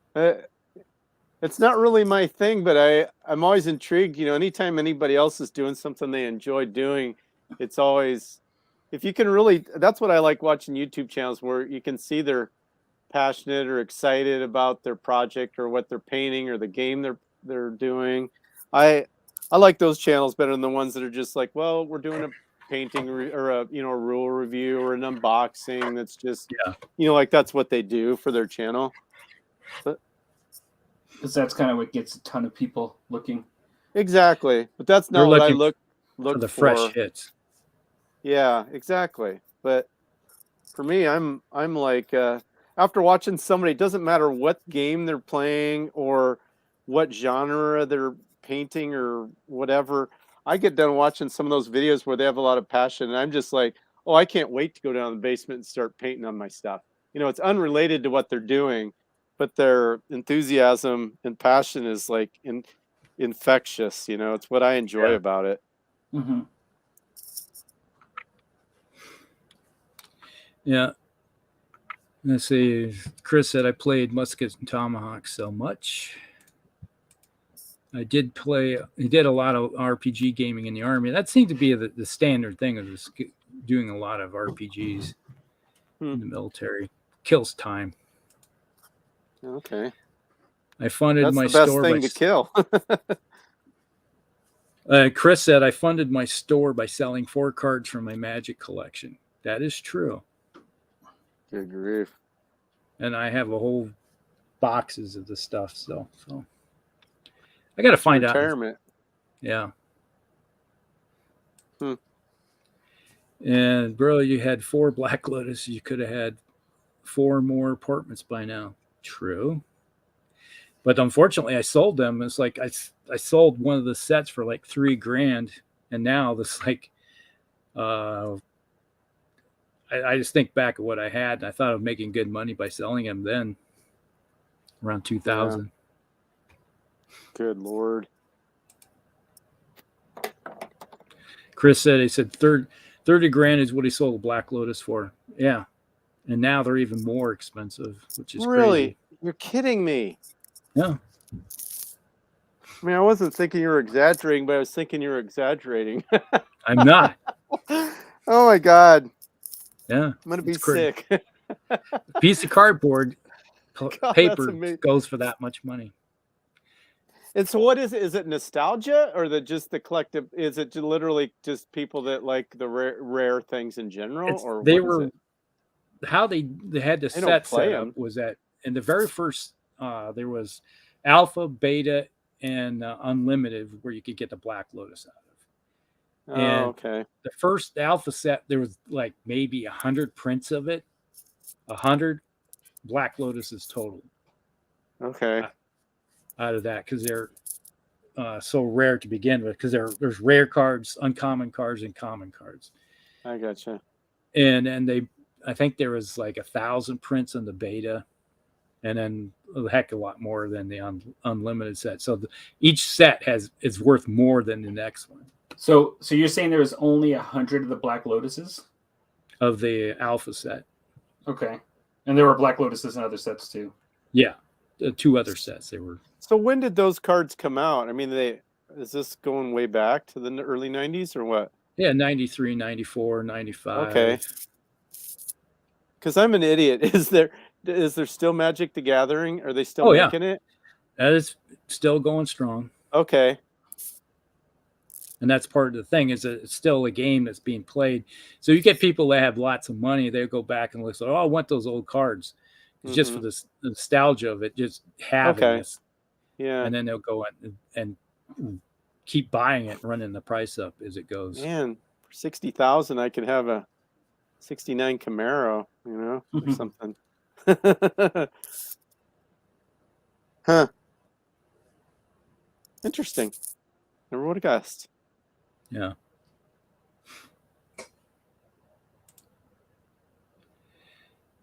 Okay, Chris says he plays English Civil War in 10 mil. So it's not too far off from the 12 mil.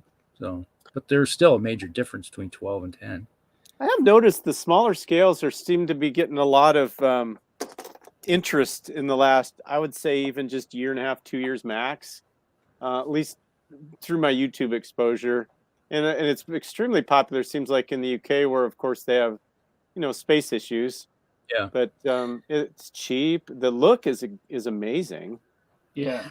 It comes down to where people want to play. Certain games are best played in large scale with large you're not wrong. Miniatures. Because on a 4x6 table in 10 mil, you could have a massive battle, right? Yeah.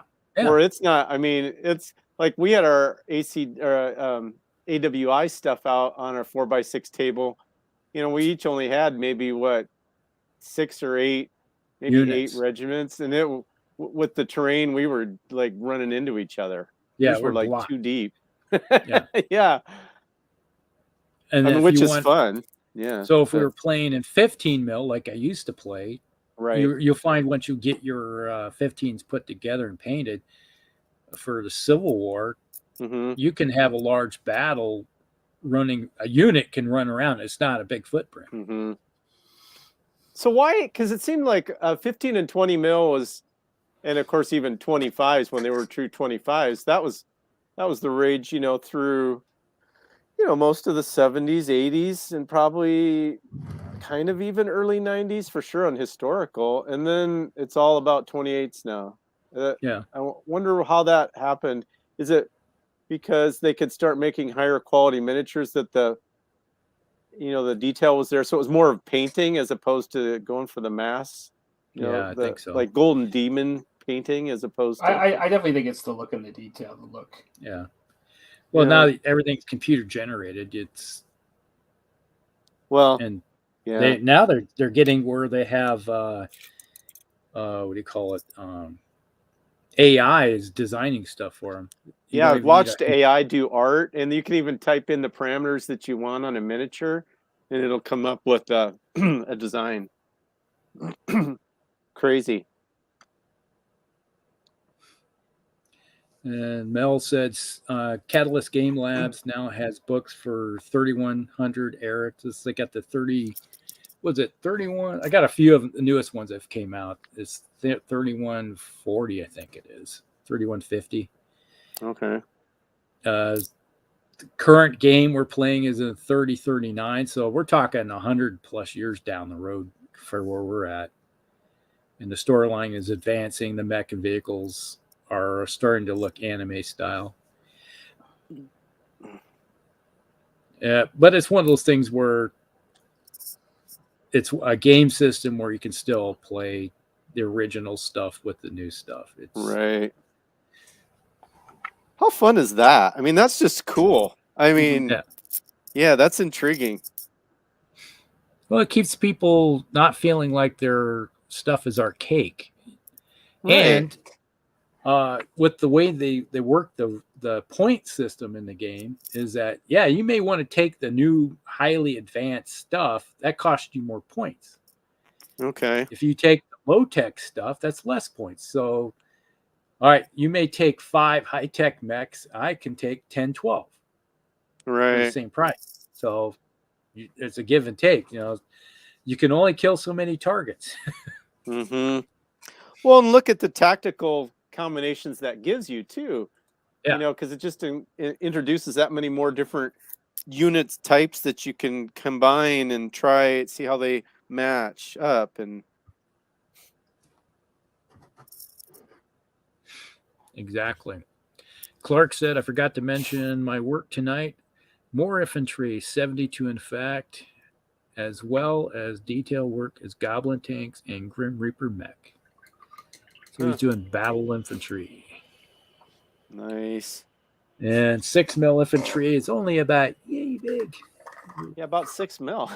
Yeah, little bitty guys. Some little dudes. Yeah.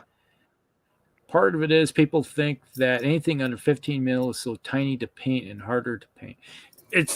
Which is interesting, as a 6 mil infantry is still not that hard to paint. There's not a lot of details, but it's still easy to paint. Mm-hmm. You can put a lot of stuff on it if need be.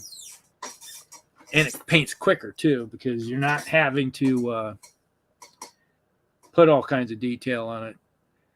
For the time it takes you to paint, let's say, a unit of, say, 5 28 mil guys, you can paint an army unit of 6 mil in no time at all. I'm going to be trying those 15 mil ACW before too long, because I'm anxious to see, to get kind of a strategy on how I want to do it. I think I'm going to love it, actually. Well, Palmer, you painted 15 mil stuff. What do you think?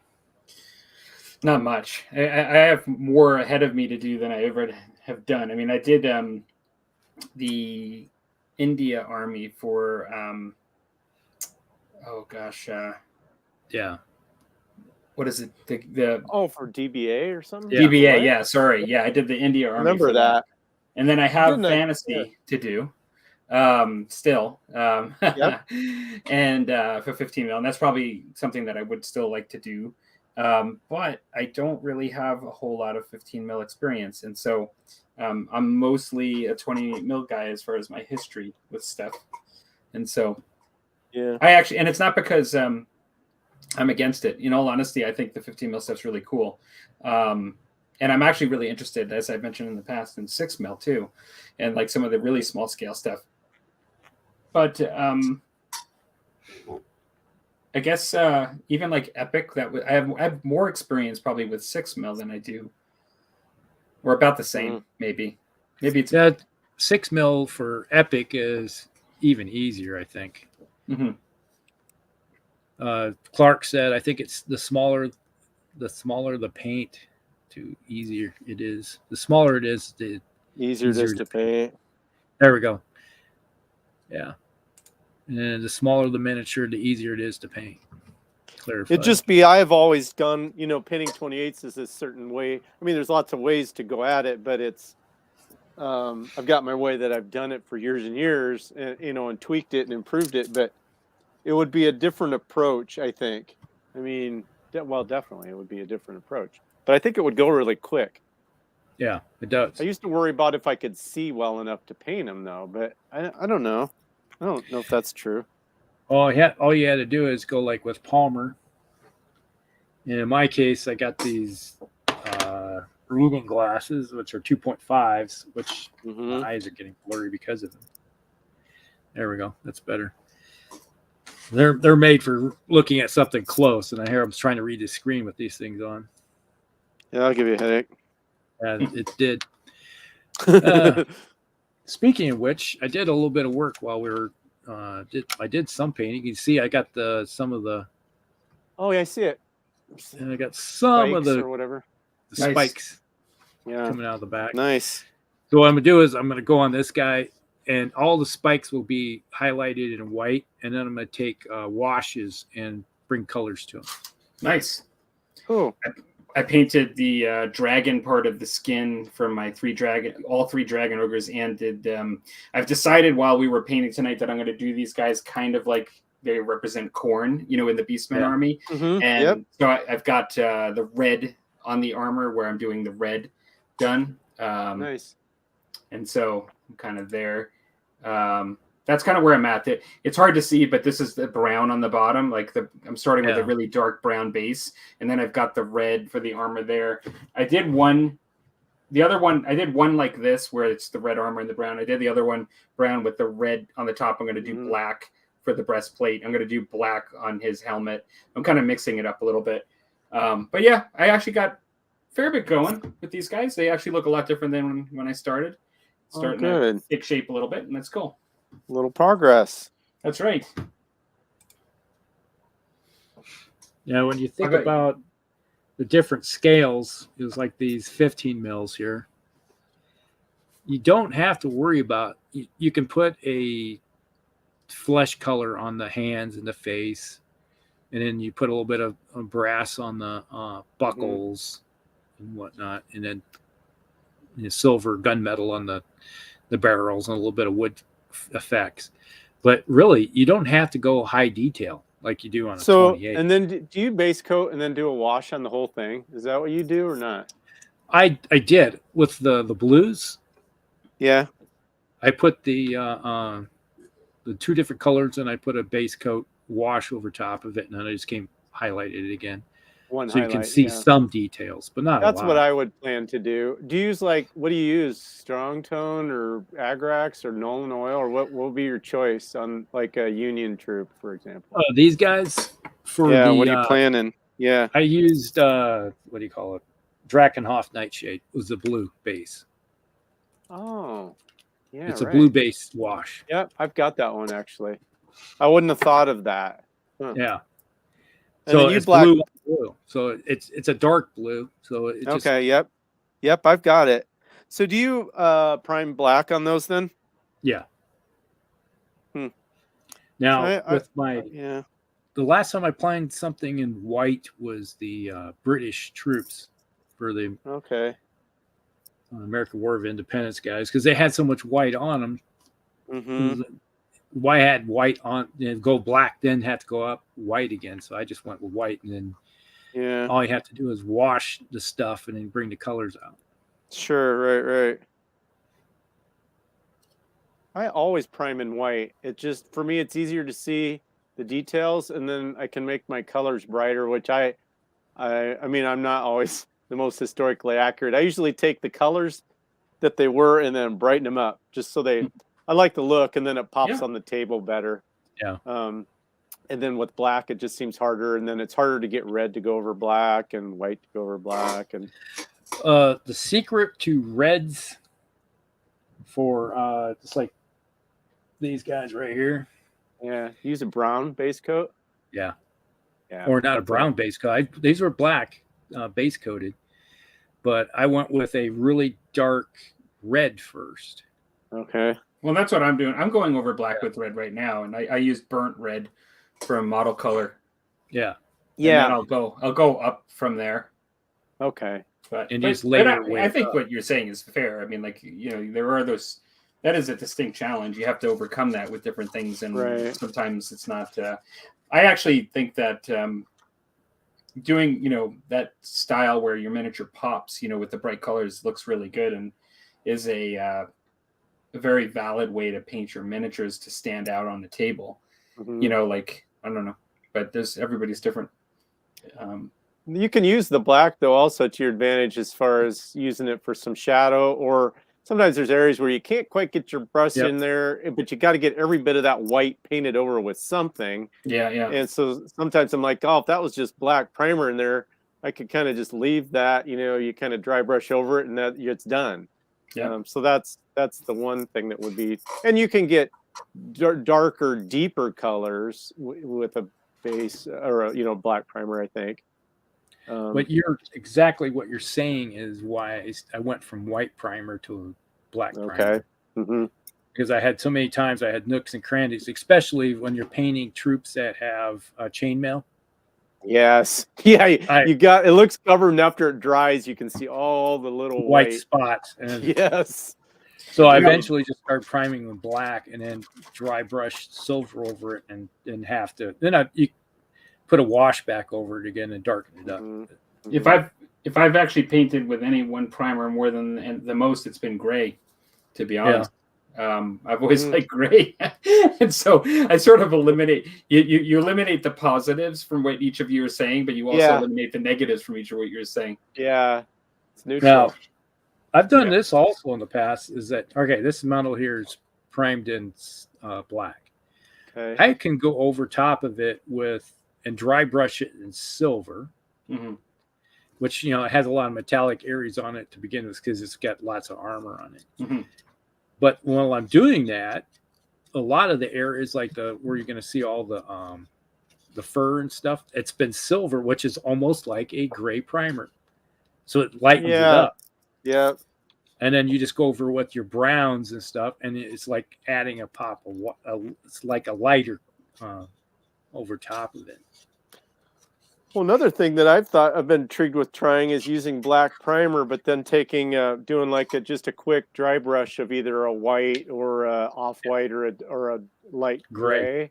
So then you can see the detail pop where where the stripe, where the straps are and stuff on the troops or whatever, and then but you still have the black recesses, and then but I've never tried it. It looks good. And then you could also do a filter of your favorite color over it, and then you could call it speed painting. No, I'm just kidding. Yeah.